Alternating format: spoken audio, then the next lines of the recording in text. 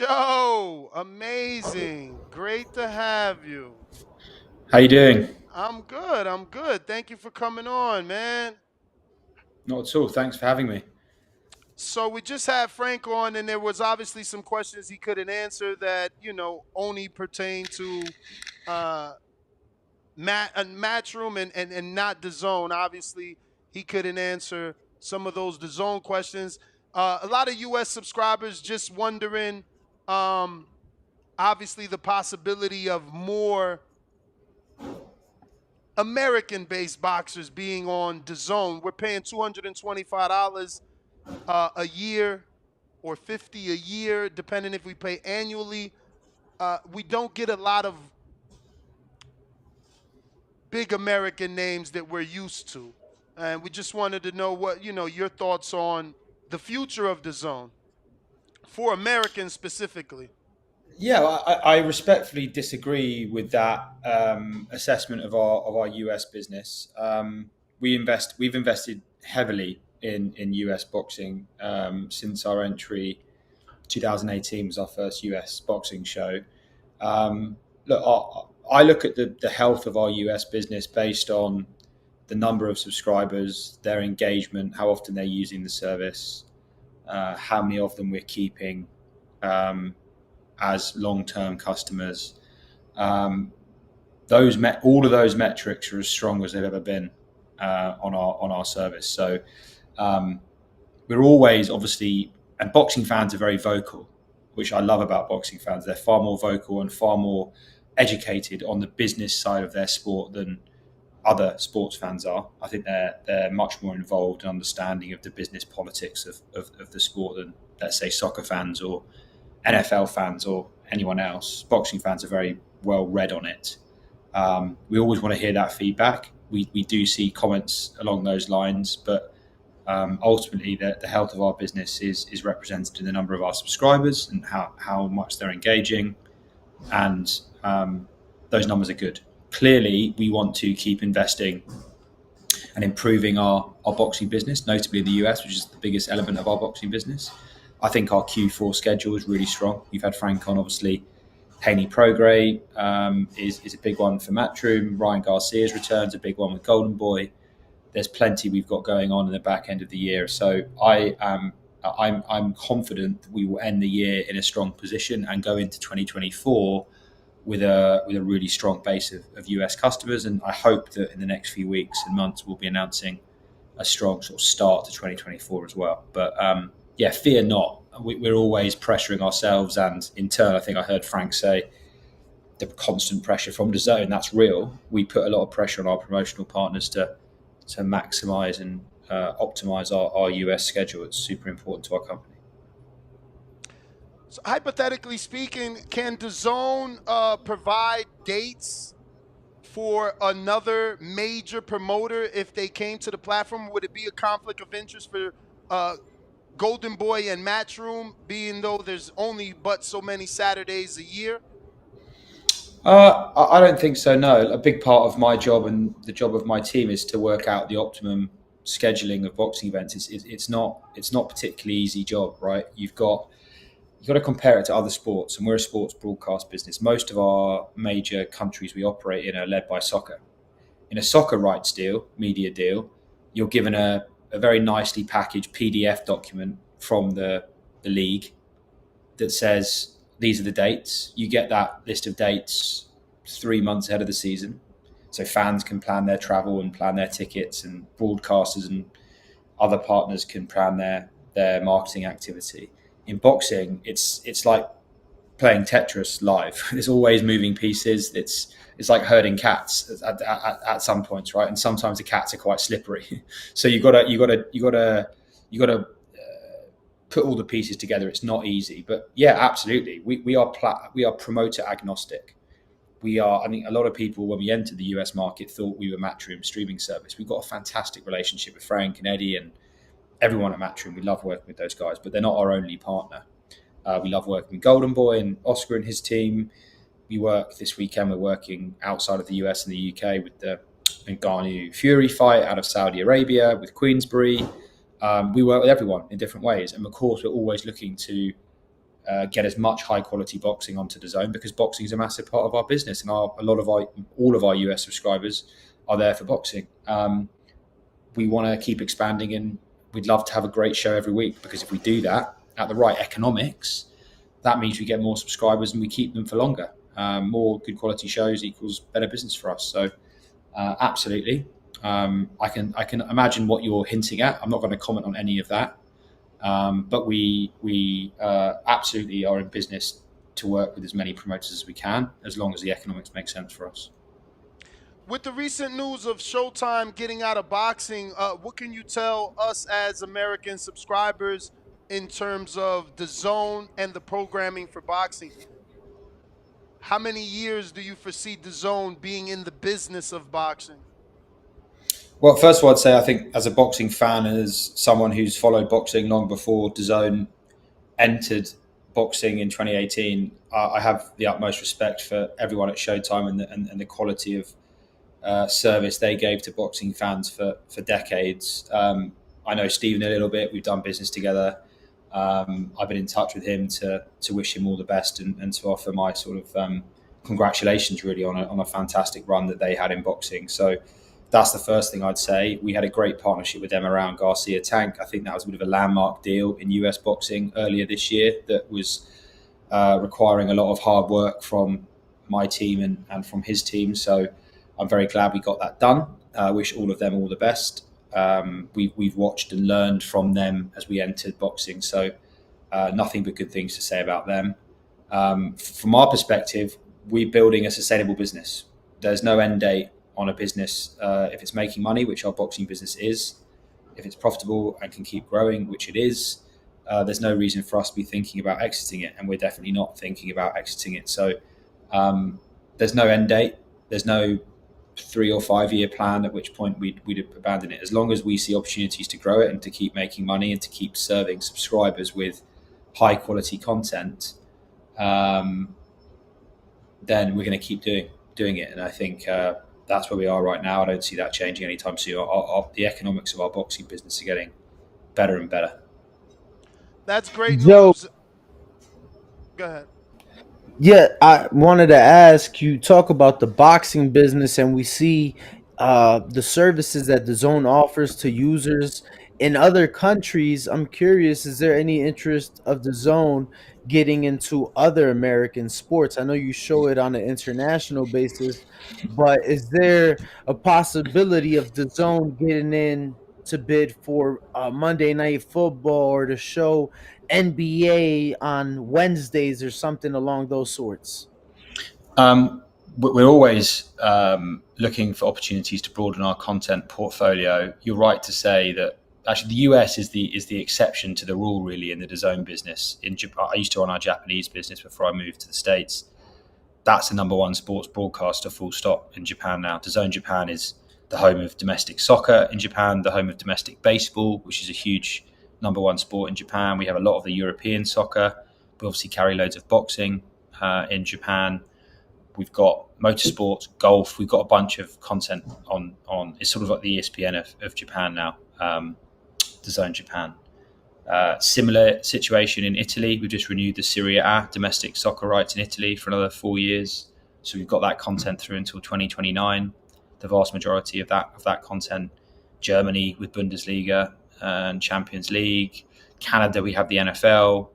We have a relationship with the NFL globally outside of the US as well. So the US and our focus on boxing in the US, of all of our core markets, it's the exception to the rule.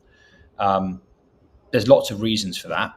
The US is a much bigger market, and the investment risk one has to take to buy domestic rights here for the NFL or the NBA is significantly bigger.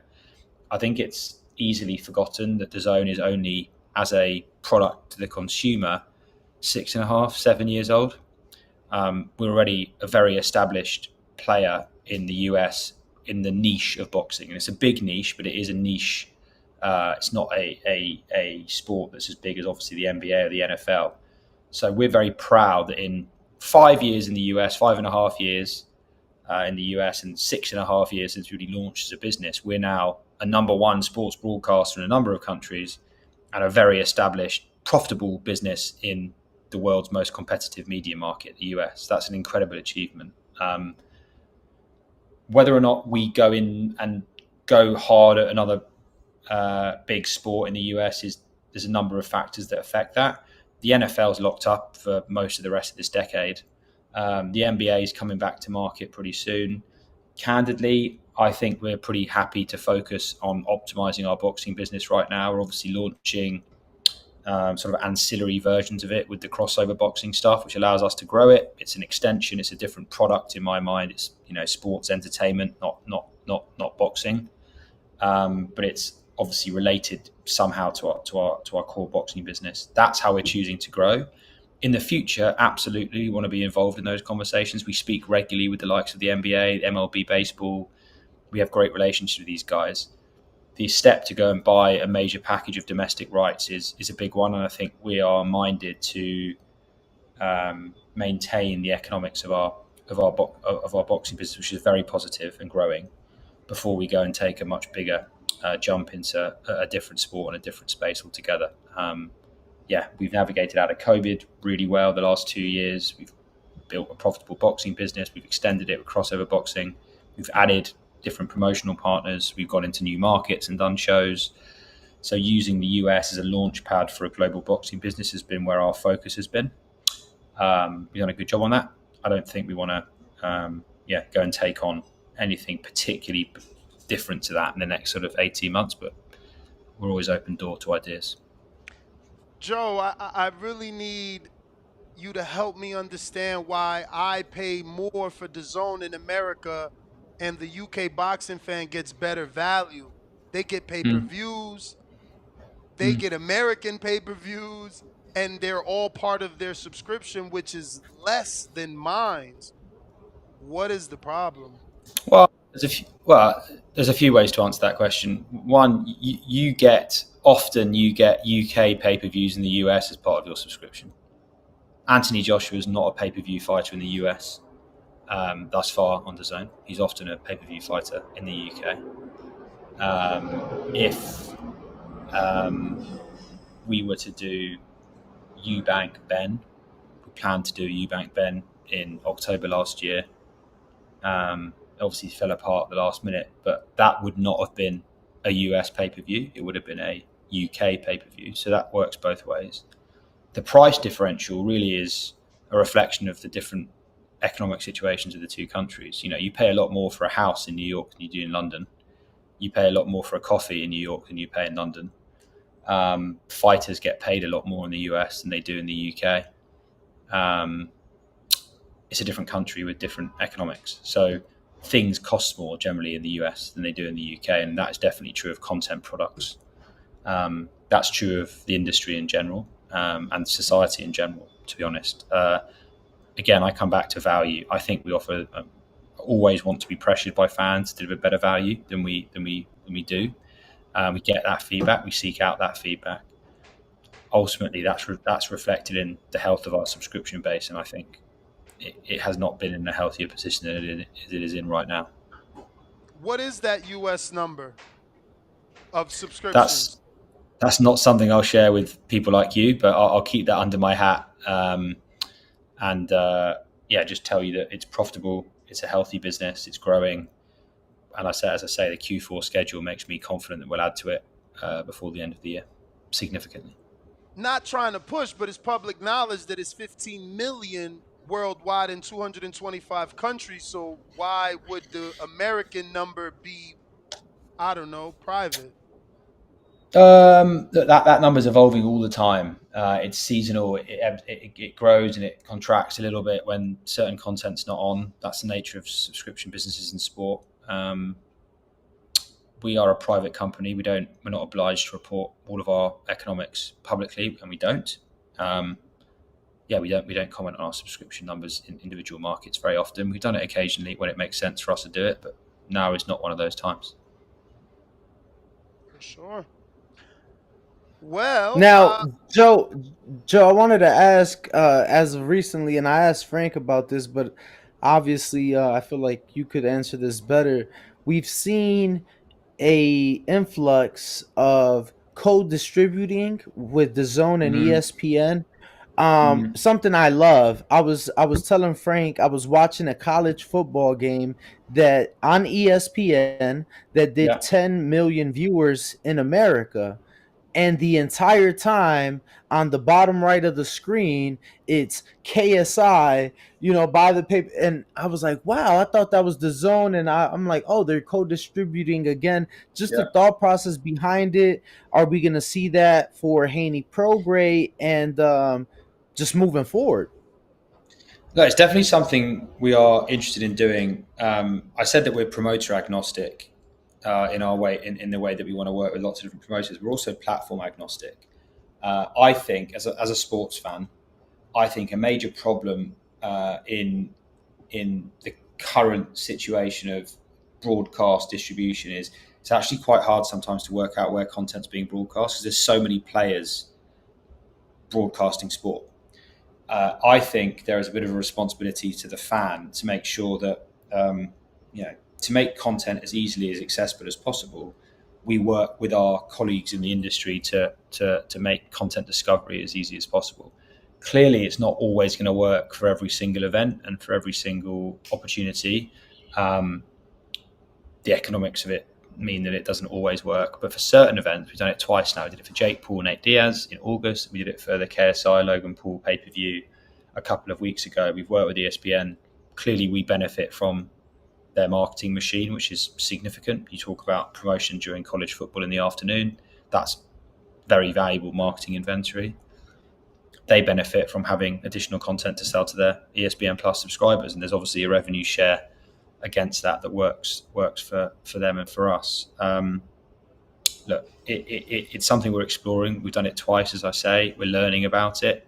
Again, a bit like Showtime, great partnership with Matt Kenny and his team at ESPN. We enjoy working with them, and I think it's something that we're definitely keen to explore again in the future. Not always. We're going to build our own business, and clearly there's a focus on doing that and getting subscribers onto DAZN. But it's definitely something that we've scratched the surface on, and we're not against doing it again in the future. So nothing currently set for your next pay-per-view in Haney Prograde? No discussions on that yet. Okay. Now, wanted to ask just about the end of the year, very busy schedule. Um, why put Jake Paul the day before the Bam Rodriguez fight? I'm just curious. Do you feel that's not too much? No, I think it speaks to the quality of our schedule that we've got so many great fights coming up that we need to squeeze in before the end of the year. I mean, if I'm a subscriber, that's great. From mid-November, you've got Pacheco Caceres on the 18th of November. You've got Cameron Taylor from Ireland on the 25th of November. You've got Serrano Ramos, I apologise, the MVP card this coming weekend. Before all of that, we've got Jake Paul mid-December. We've got Haney Prograis. We've got Bam Rodriguez. That's a pretty stacked Ryan schedule. Garcia. Ryan Garcia. We're serving fantastic pay-per-view and non-pay-per-view men and women's boxing. So, look, we have a great boxing schedule. Managing it and optimizing it is a full-time job. We have people who do that full-time. We don't always get it perfectly right, but I think we've got a, if I'm a subscriber, I'm looking at how many shows I can get access to before the end of the year, and I think that is a great run in the next sort of 6 to 8 weeks. That represents real value. Joe, now in bringing that value, another thing that we asked Frank, and bringing the value to the fan, oftentimes there is events on simultaneously, which as a consumer, that's not a bad thing. But I wanted to ask you about the possibility as a consumer to watch two events simultaneously. Has the zone explored that idea? Because we're diehard, so we watch all the fights, and sometimes cards do overlap or events overlap.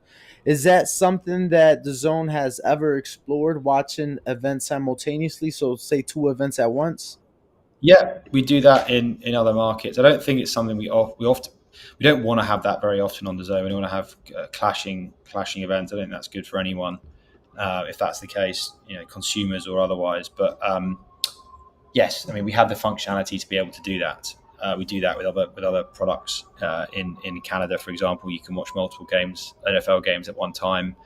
We do that with our soccer businesses in Europe and in Asia. So, yes, we have that functionality. I don't think it's something we often see in the boxing business, but it's good to know that that's a consumer need. We'll look at that.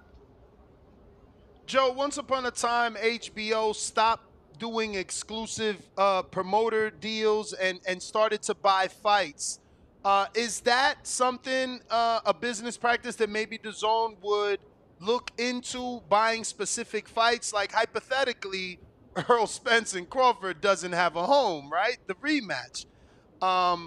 And, you know, it still has a fan base that's wondering what's happening with that fight. When is it going to happen? And what network will it happen on? Is Joe Markowski interested in buying specific fights?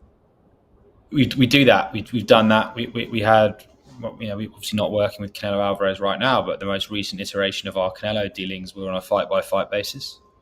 Lots of our deals allow for our promotional partners to bring on top of the core deal additional fights, pay-per-views or otherwise, that we buy on a fight-by-fight basis. Yeah, we are very open-minded to the different commercial models of how to acquire content in boxing and also to promote it and market it to fans. So yes, we are very open to buying individual fights. We're open to hearing proposals for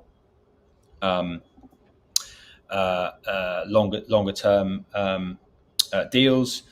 We're open-minded on all of it. If hypothetically you end up with more major promoters on that broadcast, how do you ensure that those separate promoters actually have their fighters fighting each other? We've seen Canelo not fight, Demetrius Andrade. We've seen Munguia not fight Berlanga. There are some fights that could be made currently on DAZN between the two promoters that exist that haven't been made. How does that affect if we get another major promoter? And does that still mean you have that seat at the table? And if you can just be clear what that seat at the table meant, because we understood it meant you get to have final say. Look, I talked about herding cats, right? Working with multiple different boxing promoters, and when they want to work together, sometimes it's quite hard work. They're often quite public disputes between these guys. We always want those discussions and those talks to be happening behind closed doors. It's not good for us when Eddie and Oscar have a scrap on Twitter. That just doesn't help us get things done. Sometimes it's quite entertaining. I admit I occasionally enjoy it, but it's not great for getting things done. We want to make sure that any promotional partners we work with, either full-time or occasionally on a fight-by-fight basis, are working collaboratively with others to make the big fights happen. Eddie's been vocal recently saying that, as has Ryan Garcia, various people have been vocal in saying we need as a sport to start getting out of our own way and to making big fights happen. That is why Garcia Tank was so important. The fans wanted to see it. It happened at a time where they wanted to see it. So I want to use the power and leverage DAZN have to make those big fights happen as often as possible. That involves us working with as many promoters as possible, having good relations with them, and putting the appropriate pressure on them to make their fighters fight in the fights that fans want to see. I love the idea I heard earlier, one of you mentioned on the DAZN website or the Matchroom website, having a commitment from fans to buy pay-per-views. Yes! I love that. I love that idea. I think it's such a good idea. I've been texting our marketing team about that since I heard it. I think that's a really good idea. You should definitely talk to me. I'm telling you, that's my idea. There's so much involved in that idea. He's been pushing this for months. Joe, you would have so much data, like on there, right? But regardless of just Berlanga and hypothetically Canelo, because it could work with cross promotion, because now the broadcasters know the amount of interest from the paying fans. Plus, they're giving you the upfront money. I want to caveat this. I need to check with our legal team if we can do this, right? I don't know the answer to that question, right? But I don't know if we can take money off fans before something is. It's a pre-order. It's a pre-order. Listen, I love the idea. It's a great marketing idea, but sometimes the best marketing ideas are blocked by the reality of the legal situation. Let me take it away, Nesta. It's a great idea. I'll give it thought. I'll speak to the relevant people. I'll come back to you. I would love to have that done because I agree with you. If you could put hypothetical matchups on a website and say, vote with your credit cards, right? Fighter A versus Fighter B. Yes, Joe. You're brilliant. I love it. I love young blood. Put it on a website and say, give us your credit card details. We will bill you on a date when this fight happens. Yes. Now you might have to put a date against it, and this is the legal. This is detail, devil in the detail, right? But I'm going to get into it and have a look. I think it's a great idea. Just look into the sneakers. Adidas does it with their Yeezys, right? It's a raffle situation. So they put the sneaker on the market. Not everyone can buy it. I give my credit card details. If I win the raffle, Joe, the day that they ship the sneaker to me, they charge my credit card. We could do that. Plus, credit cards more basically. That's a guaranteed product they're making. No. They are definitely manufacturing that sneaker, right? Yes. What I need to check, and there's many other things I probably need to check. The thing that gives me pause and concern about the idea is if I say Fighter A going to fight Fighter B, let's say I just say that's the matchup. 100,000. Yeah, I already went through it. Listen to me. In my head, I already went through it, and I wrote it out. So we do fine print, and we say if we don't meet it in 90 days, everyone gets their refund if we have to, because we're doing credit card anyway. So we just need your commitment. And you can build on the idea. Maybe the network, you guys decide, let's at least get 10% of the pay-per-view buy from them. Yeah, I'd still be willing. It indicates demand. We go into a pay-per-view fight week, and obviously we're tracking the numbers early. The vast majority of numbers come in last minute. Subscribers or pay-per-views, they always come in on the Saturday or the hours before the event starts. And we're relying on inaccurate data points, anecdotal data points. So you say, oh, Drake's tweeting about this fight on Tuesday. That means it must be big. Or, my friend, the taxi driver's asking me about it. So it's cut through to it's on ESPN. So there's mainstream interest. There's all these anecdotal, imperfect data points. It would be great to say before a fight is contracted, look, 100,000 people have just put their credit cards down to buy this fight. That's right. We know that there's interest in this fight. So I think, I think that's great. So in between fights, like right now, you're going to do O'Shaquie Foster. You just get Chris Mannix and Sergio Mora to cut, right, in between rounds or before a fight, in between fights. They cut to, hey, guys, let's cut to the fight you want. And on there, you got all this graphic imagery of the potential matchups. And everybody can promote it. It doesn't have to just be DAZN because you got cross-promotion fights. You got your Berlanga versus your Canelo. So now whatever respective Canelo network he's on has to promote the fight you want. Because, again, if the seed money gets there, you got the fight you want. But I got a couple of questions from the people, Joe, so I do want to get to that before they my last question to you is, how long's your contract at the Boxing Voice? Because you might be getting a job in the DAZN marketing department anytime soon after this idea. So, you might need to balance your Nah, man, listen, from your lips to God's ears, man, we just need an opportunity. We would prefer to be the DAZN Daily Boxing Show twice a day and still give out free ideas. Because like I said, I just love this sport. I'm not like you and Danny that watch other things. This is the only thing I watch. So I watch everything you put in Matchroom USA and UK because I'm a degenerate boxing fan. Like we just love this sport and we want it to be better. We want AJ Joshua. When can we get AJ Joshua? AJ Fury. No, AJ Wilder. Excuse me. I'm saying AJ Joshua. Wilder. He's the same person. We've been waiting 7 years for that fight. We've tried. I can honestly say we've tried. We've tried all the big heavyweight fights. It's not easy. I think we're moving into an era of boxing where the those big fights will happen more regularly because, you're starting to see the impact of big fights not happening in a number of ways. The public will lose interest. It's not people like you, because you'll watch Fury and Ngannou, you watch whoever Tyson Fury, Anthony Joshua fights, you're going to watch those fights. You're a hardcore boxing fan. You do it for a living. What I worry about is the next generation of mainstream sports fans losing their interest in boxing because the big fights don't happen. I always say this. In boxing, every week, things happen that are the equivalent of the Eagles refusing to play the Cardinals in the Super Bowl because they can't agree commercial terms. All right? It's like you're never going to have that happen in the NFL. You're never going to have Manchester United refuse to play Chelsea in the Champions League final because they can't agree commercial terms. That happens all the time in boxing. The biggest fights in the world don't happen because fighters and their management teams can't agree commercial terms. They just don't happen. Joe, and you know what's funny about what you just said is that NFL players, a lot of people don't know this.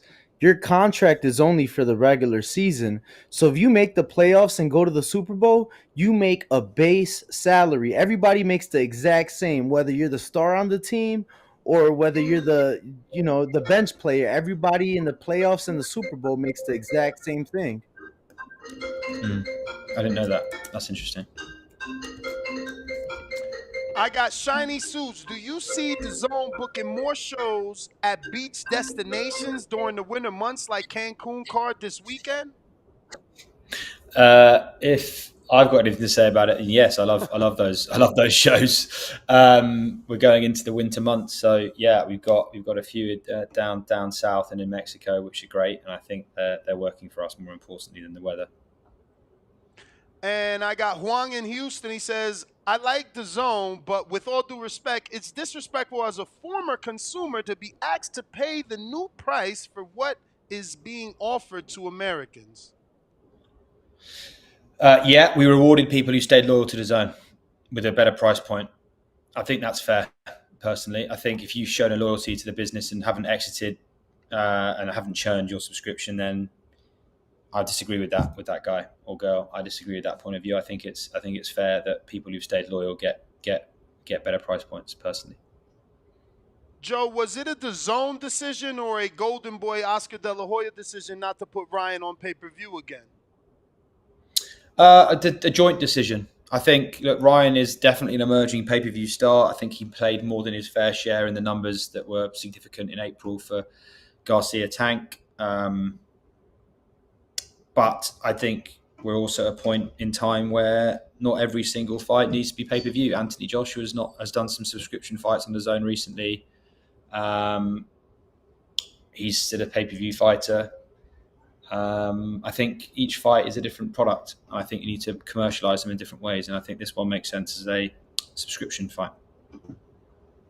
Well, those are all the questions. I do appreciate your time, Joe. Man, thank you so much. We were looking forward to this, and it couldn't have came Really at a better enjoyed time. it. No, great Really to speak to you enjoyed guys. it. I'm really I know glad you you're like big- the idea, though. That's amazing because I feel like it could save this sport. It will give every promoter and broadcaster so much data because then you can add a questionnaire to that. Who are you buying agree. this pay-per-view for? Is it for I agree. Ben or is it for you, Bank? You know, I like it. now you help these fighters understand, bro, you're just not worth this money. Look at the data. They're buying it for Haney, not for Regis. I hear you.